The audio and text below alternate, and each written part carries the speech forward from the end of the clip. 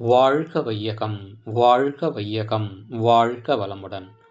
அருள் தந்தை வேதாத்ரி மகரிஷி அவர்களின் நாள் ஒரு நற்சிந்தனை. ஆகஸ்ட் மாதம் 10ஆம் தேதி.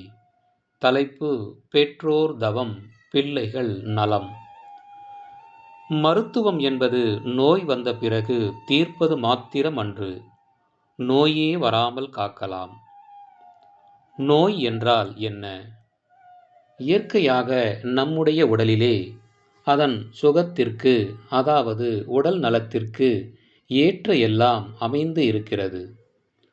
அவ்வப்போது ஏற்படுகின்ற குறையை கூட சரிகட்டி கொள்ளக்கூடிய அளவுக்கு இயற்கையினுடைய ஆற்றல் நம் உடலிலே இருக்கிறது.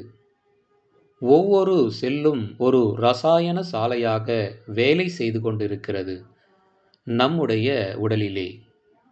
நாம் அதை தெரிந்து கொண்டு அதற்கு ஒத்துழைக்க வேண்டும். அதை கெடுக்காமல் இருந்தால் போதும். அதைத்தான் தெரிந்து கொள்ள வேண்டும்.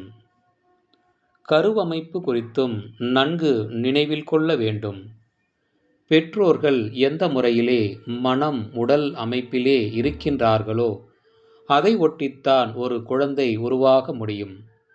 மரத்தை ஒட்டித்தான் விதை இருக்கும், அந்த விதையை ஒட்டித்தான் மரம் இருக்கும்.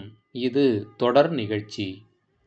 குழந்தைகள் ஆரோக்கியமாக இருக்க வேண்டும் என்று சொன்னால் பெற்றோர்கள் மனநலத்திலே, உடல் நலத்திலே திறமும் திடமும் உள்ளவர்களாக இருக்க வேண்டும். பெற்றோர்கள் இடத்திலே ஒருவருக்கு ஒருவர் பிணக்கு மனத்தாங்கல் இருக்குமேயானால் நமது உடலிலே முக்கியமான சக்தியாகிய ஜீவகாந்த ஆற்றல் பிணக்குற்று அது விஷத்தன்மையாக மாறக்கூடியதாக அமையும். அது குழந்தைகளையும் பாதிக்கும். ஆகவே மனநலமும் உடல் நலமும் காத்து இனிமை காப்போம். அருள் தந்தை அவர்கள் வாழ்க வளமுடன்.